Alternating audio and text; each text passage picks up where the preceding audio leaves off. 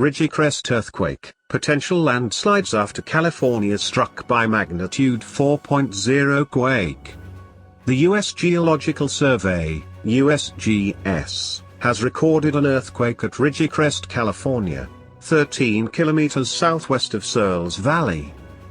The earthquake, which was magnitude 4.0, was logged at 8:46 p.m. PST and had a depth of 8.8 kilometers.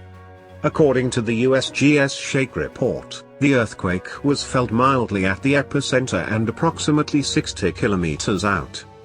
The USGS impact report shows that shaking-related fatalities and economic losses are on green alert, meaning there is a low likelihood of casualties and damage.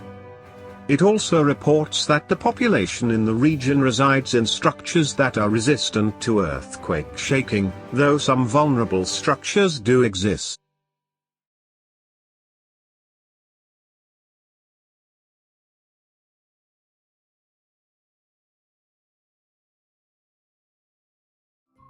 Thank you for watching. Please subscribe to us on YouTube. If you like, donate to us, visit home on the page PayPal.